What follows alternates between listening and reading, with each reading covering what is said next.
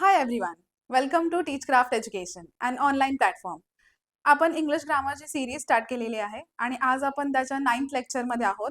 Okay, 8th लेक्चरमध्ये आपण preposition शिकलो आणि आज आपण शिकणार आहोत conjunction. Okay, so let's get started. Conjunction काय असतं? त्याला मराठीमध्ये अभिन्वयी अव्यय असं म्हणतात. So let's see the English definition first, की इंग्लिशमध्ये काय म्हणतात. Okay, a conjunction is a word that joins or connects words, phrases, clause or sentences. So एक असा शब्द जो शब्दांना, वेगळ्या शब्दांना, दोन शब्दांना किंवा दोन क्लॉजेसना किंवा दोन वाक्यांना किंवा दोन फ्रेजेसना काय करतो, कनेक्ट करतो किंवा जॉईन करतो. आता तुम्हाला प्रश्न पडला असेल, फ्रेज म्हणजे काय, क्लॉज म्हणजे काय, सेंटेन्स म्हणजे काय मॅम, मला माहीतच नाही. सो डोंट वरी, त्याचा आपण लेक्चर अपलोड केलेला आहे. तो जो फर्स्ट लेक्चर आपण अपलोड केलेला आहे तो त्याच्याच बद्दल आहे. So go there and watch the lecture so that you will understand की त्याचा अर्थ काय असतो. ओके, खूप सिम्पल वेमध्ये डिफाईन केलेला आहे त्या वर्ड्सना. So it acts like a bridge that connects different parts of a sentence. So parts म्हणजे तेच जे आपण शिकलो, जसं की आपण शिकलो सब्जेक्ट काय असतं, वर्ब काय असतं, ॲडवर्ब, ओके, प्रनाउन, नाउन, हे जे पार्ट्स आहेत ना त्याला आपण इथे पार्ट्स ऑफ सेंटेन्सेस असं लिहिलेलं आहे. कंजंक्शन अभिन्वयी अव्यय म्हणजे दोन किंवा अधिक शब्द, वाक्यांश म्हणजेच फ्रेजेस, उपवाक्यांश म्हणजे क्लॉजेस किंवा वाक्ये म्हणजे सेंटेन्सेस यांना जोडणारे शब्द. ओके, ते कसं ऍक्ट करतात, ते दोन शब्दांमध्ये किंवा दोन क्लॉजेस, दोन फ्रेजेस, दोन वाक्यांमध्ये एका ब्रिजचं काम करतात. ओके, सो ब्रिजचं काम काय असतं? ब्रिजचं काम असतं एका जागेला दुसऱ्या जागेशी कनेक्ट करणं, राईट. तसंच हे कंजंक्शन म्हणजेच ब्रिज. लक्षात ठेवा, ब्रिजचं चित्र आपल्या डोक्यामध्ये ठेवा. कंजंक्शन मीन्स ब्रिज, म्हणजेच दोन शब्द किंवा दोन वाक्ये किंवा दोन फ्रेजेस किंवा दोन क्लॉजेस, ह्या दोघांना तो कनेक्ट करतो, शब्द तो जॉईन करतो. Okay, example, Ram and Shyam are friends. So Ram आणि श्याम दोघांना कनेक्ट कोण करते? दोन्ही शब्दांना अँड शब्द. सो अँड इथे काय झाला? कंजंक्शन. ओके, नेक्स्ट बघा, शी सिंग्स अँड डान्सेस. सो ती गाते पण आणि ती नाचते पण. सो आणि मीन्स अँड हा शब्द परत इथे या दोघा शब्दांना कनेक्ट करतोय. सो अँड हा शब्द इथे झाला conjunction. Third example, he is poor but honest. तो गरीब आहे पण तो ऑनेस्ट आहे. ओके, इमानदार आहे. सो बट हा शब्द पुअर आणि ऑनेस्टला कनेक्ट करतोय. सो बट हा शब्द झाला कंजंक्शन. ओके, जसं वर्ड मध्येच बघा ना आहे कंजंक्शन. ओके, मीन्स जोडणारे शब्द. ओके, वर्क हार्ड और you will fail. So work hard, मेहनत करा, नाहीतर तुम्ही काय होणार? तुम्ही फेल होणार. सो और हा शब्द ह्या दोन फ्रेजेसना जॉईन करतोय, बरोबर. सो और हा शब्द इथे झाला कंजंक्शन. आय होप तुम्हाला कंजंक्शनचा अर्थ आता कळलाच असेल. कोणताही कनेक्टिंग वर्ड किंवा कोणताही जॉईनिंग वर्ड जो असतो एका वाक्यामध्ये त्याला आपण म्हणतो कंजंक्शन. अंडरस्टूड? ओके,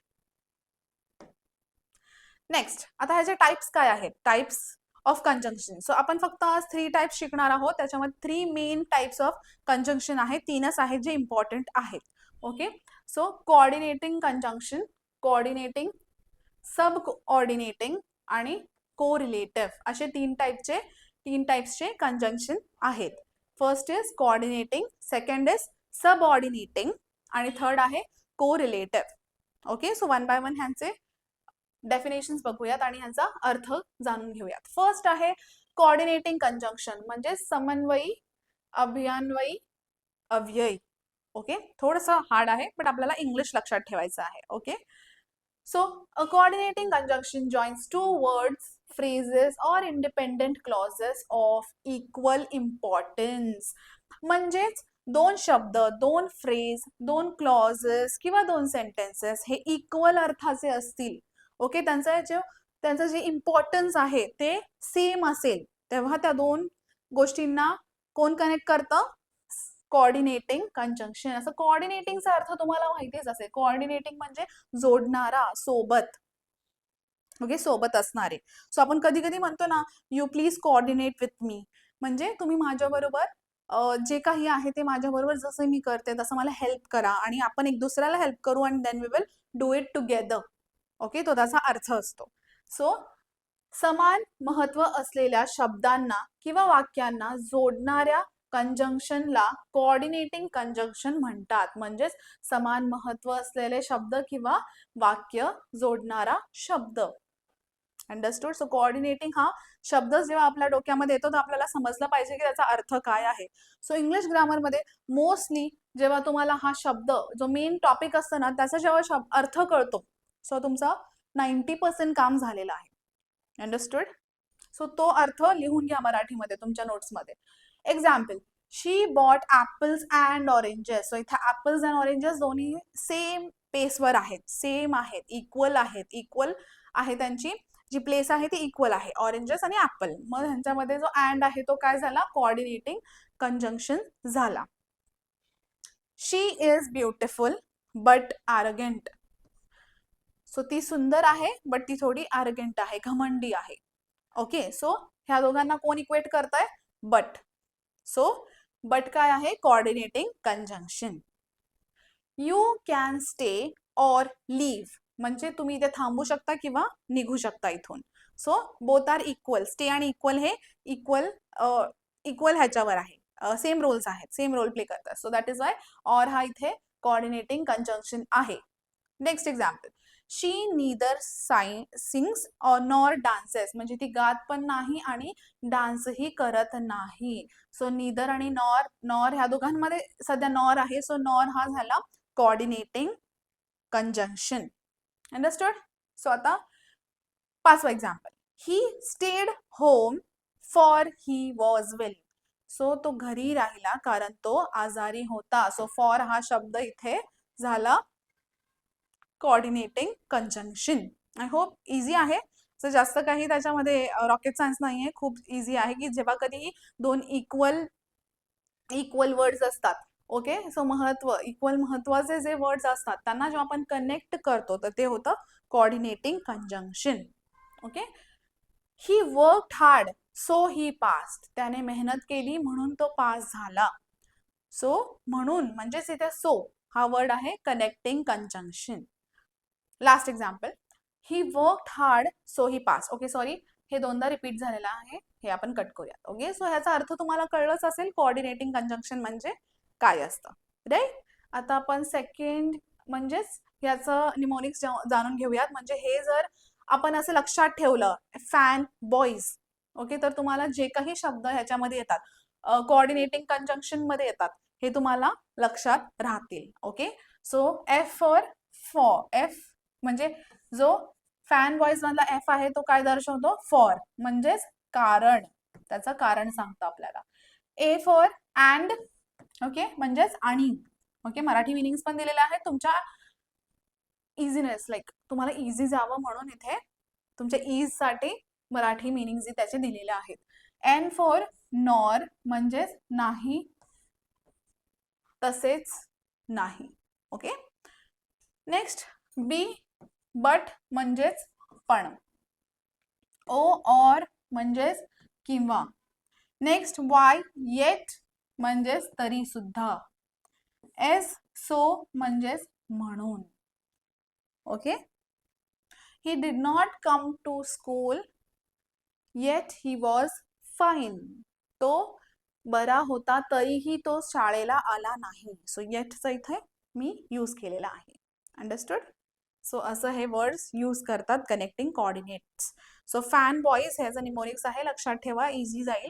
तर तुम्ही याचा स्क्रीनशॉट ही घेऊन ठेवू शकता किंवा तुमच्या नोट्समध्ये नोट डाऊन करून ठेवा. नेक्स्ट आहे, जस्ट अ सेकंड, मी थोडंसं त्याला राईट कडे मूव्ह करते सो दॅट तुम्हाला. Okay, yes.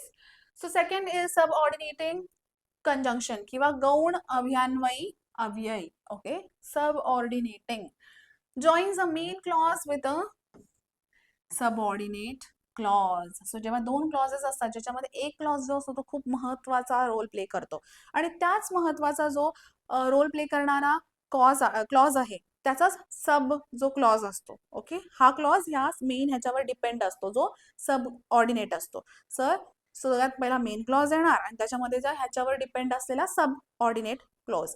ओके, जेव्हा दोघांना कनेक्ट करणारा शब्द असतो, त्या दोघांना जॉईन करणारा जो शब्द असतो त्याला आपण म्हणतो सबऑर्डिनेटिंग क्लॉज. ओके, जसं मुख्य वाक्य आणि गौण वाक्य जोडणाऱ्या कंजंक्शनला सबऑर्डिनेटिंग कंजंक्शन म्हणतात. Example, I stayed home because it was raining. So मी घरी थांबलो कारण पाऊस पडत होता. सो जो कारण आहे म्हणजेच बिकॉज हा शब्द इथे झाला subordinating conjunction. Because I stayed home हा मेन क्लॉज झाला, मी घरी राहिलो हे याचा मेन क्लॉज आहे.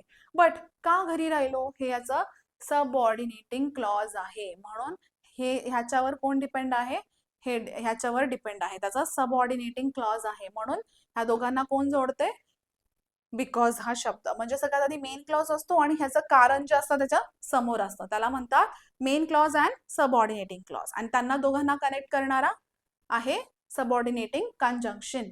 Next example, as I was tired I slept early. Okay, as I was tired I slept early. Okay, as I was tired मी थकलेलो होतो म्हणून मी लवकर झोपलो. So as I was tired I slept early. So as इथे असं not necessary की कायम दोघांच्या मध्येच येणार, कधी कधी स्टार्टिंगलाही येऊ शकतो. Okay, keep it in mind, rule लिहून ठेवा. ओके, थर्ड आहे since you are here let's begin. Since, okay, आपण बघितलं होतं आपल्या 8 लेक्चरमध्ये हे प्रिपोजिशन म्हणून पण येत होतं. अगेन आय रिपीट, की जेव्हा कधीही आपण इंग्लिश ग्रामर शिकतोय ना, सो हे जे शब्द आहेत ना, according to their what we say need, जशी आपली गरज आहे तसे त्यांचे रोल वेगवेगळे होतात. जसं सिन्स काय होतं तिथे प्रिपोजिशन मध्ये काय होतं, टाइम दाखवत होतं, राईट. पण इथे ते काय आहे, इथे तो आहे कंजंक्शन. ओके, सो जर प्रश्नामध्ये तिथे कंजंक्शन दिलं असेल तर तो कंजंक्शन होणार, जर तो प्रिपोजिशन म्हणून दिला असेल तर तो प्रिपोजिशन होणार, हे लक्षात ठेवा. ओके, नाही तर तुम्ही म्हणाल मॅम तुम्ही दोन्ही शब्दांना कसं तुम्ही वेगवेगळं म्हणताय, तर असं नाही आहे. इंग्लिशमध्ये अकॉर्डिंग टू देअर मीनिंग्स तो चेंज होतो. ओके, नेक्स्ट एक्झाम्पल चौथं, if you study you will pass. Okay, if, okay, जर तू अभ्यास केलास तर तू पास होणार. Okay, understood. सो इफ हा शब्द इथे सबऑर्डिनेटिंग कंजंक्शन आहे. while I was reading he was sleeping. so while, okay, while I was reading he was sleeping, while हा शब्द. नेक्स्ट आहे unless you work hard you cannot succeed. जोपर्यंत तुम्ही मेहनत नाही करणार तुम्ही नाही सक्सेस तुम्हाला मिळणार नाही. सो unless हा वर्ड इथे काय आहे, subordinating conjunction. Okay, very easy, right, इथपर्यंत इझी वाटत असेल. Next, wait until I return. Until, okay, until हा शब्द झाला इथे conjunction, subordinating conjunction. Although he is rich he is unhappy. म्हणजे तो श्रीमंत असला तरीही तो सुखी नाही आहे, तो सॅड आहे. ओके, सो ऑल्दो हा शब्द काय झाला, सबऑर्डिनेटिंग कंजंक्शन. आता इथेही तुम्हाला अर्थ सोपा असेल की त्याचं जे कारण आहे, जेव्हा असं दिलेलं असतं मेन क्लॉज आणि त्याचं रिझन वाला क्लॉज, तर ह्या दोघांना कनेक्ट करणारा असतो एक शब्द, त्याला म्हणतात subordinating conjunction. Okay, I hope हे कळलं असेल. आता ह्याचे वर्ड्स बघा, खूप आहेत, नोट डाऊन करून घ्या. Because, since, as, if, unless, although, though, while, when, before, after, until, where, wherever, whether, once, whenever, provided that, even though, as soon as, so that, in order that. So हे सगळे common subordinating conjunctions आहेत जे तुम्हाला note down करून घ्यायचे आहेत. Okay, चल पटकन नोट डाऊन करून घ्या.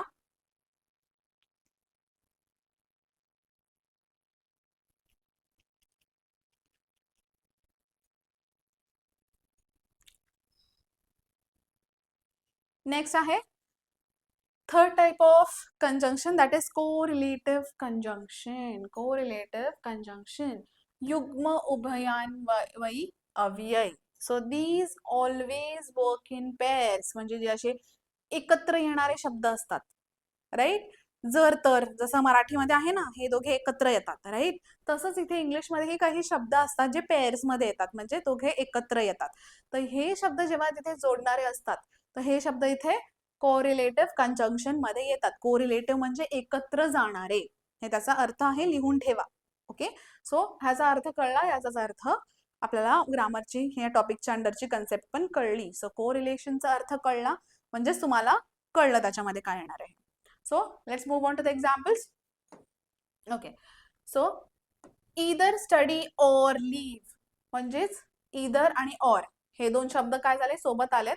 सो ईदर ऑर, ईदर आणि ऑर हे एकत्र आलेत. सो हे आहेत पेअर्स. पेअर आहे हा एक कोरिलेटिव्ह कंजंक्शन. सो इथे दोन्ही कोरिलेटिव्ह कंजंक्शन्स आहेत, either and or. Okay. Both Ram and Shyam. So both आणि अँड. ओके.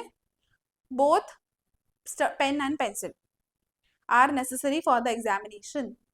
सो बोथ आणि अँड एकत्र आले पेअर मध्ये. सो बोथ अँड आर दोन्ही आहेत correlative conjunctions. Neither the teacher nor the students were present. So neither आणि nor. Okay. So neither the mother nor the father was present to the parents meeting. Parents teachers meeting, PTA. Okay. So इथे neither आणि nor दोन्ही use झाले. So हे परत pairs मध्ये येतात. Okay. Pair मध्ये येतात म्हणजेच एकत्र येतात, म्हणून आपण त्याला कोरिलेटिव्ह कंजंक्शन मध्ये टाकलेलं आहे. Okay. She is not only beautiful but also intelligent. ती फक्त सुंदर नाही आहे, पण ती हुशारही आहे. ओके. सो ही हा शब्द आला म्हणजेच दोन्ही एकत्र आलं. सो परत पेअर मध्ये आलं. सो काय होणार, she is not only but, but आणि ओनली हे एकत्र आले. सो हे परत कोरिलेटिव्ह कंजंक्शन झाले. सो कधीही जे कोरिलेटिव्ह कंजंक्शन असतात त्याच्यात दोन शब्द असतात जे एकत्र येतात, पेअर मध्ये येतात. Okay. Next, I don't know whether he will come or not.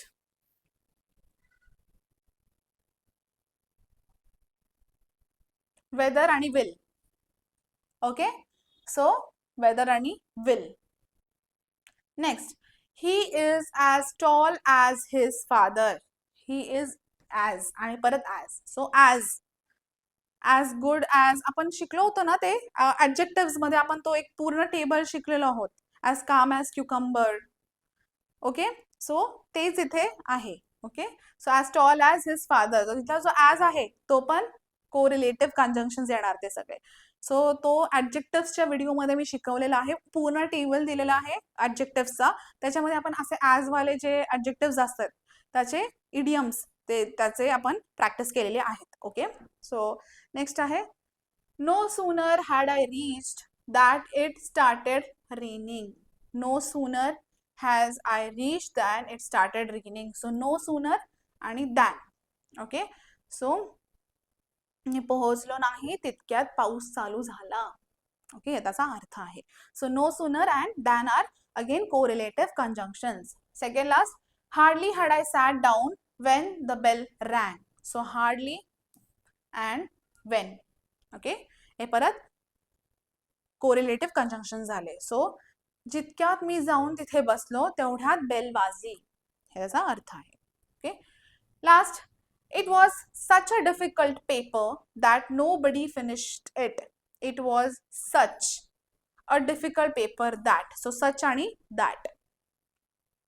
Okay. So the flowers were, it was जसं की the gift was such a beautiful gift that I could not ignore it. So such आणि that आले ना एकत्र. असंच ह्या ज्या examples मध्ये वाक्यांमध्ये जे असे शब्द एकत्र येतात, नीदर नॉर, सच दॅट, जसं की इथे होतं both and, either or, only but, whether will.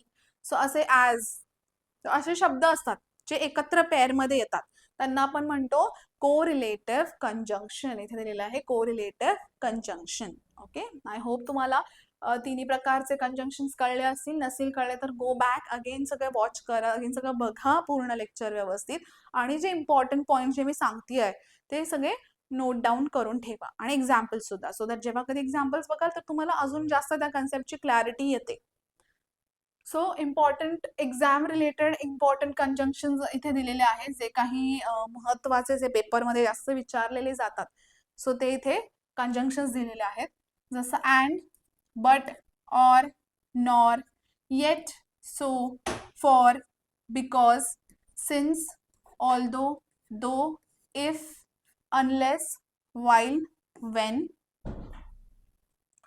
Before, after, until, whether, both and हे परत कोरिलेटिव्ह झाले, either or, neither nor, not only, but हे परत पेअर जे असे दोन दोन मध्ये आले ते कोरिलेटिव्ह कंजंक्शन्स आहेत. ऑल्सो, as परत कोरिलेटिव्ह, so that कोरिलेटिव्ह, such that कोरिलेटिव्ह, no sooner than परत कोरिलेटिव्ह, hardly when कोरिलेटिव्ह and scarcely when. So हे सगळे शब्द आहेत, इम्पॉर्टंट आहेत एक्झामिनेशनच्या पर्स्पेक्टिव्हनी. हे सगळे इम्पॉर्टंट कंजंक्शन्स आहेत. याचा तुम्ही स्क्रीनशॉट घ्या किंवा तुमच्या नोट्समध्ये नोट डाऊन करून ठेवा. नेक्स्ट, सो आता आपले सगळे तिन्ही टाईपचे कंजंक्शन्स डिस्कस करून झालेले आहेत, म्हणजे एक्सप्लेन करून झालेले आहेत. सो आता जर तुम्हाला हे सगळे व्यवस्थित कळले असतील, सो एक मिनिट पॉज घ्या आणि हे सगळे उत्तर द्यायचा प्रयत्न करा and then we will recheck together. So मी ह्याचे उत्तर पण देईल आणि देन तुम्ही बघू शकता की तुम्हाला कितपत कळलेलं आहे. So first answer these questions. I will wait for 1 minute.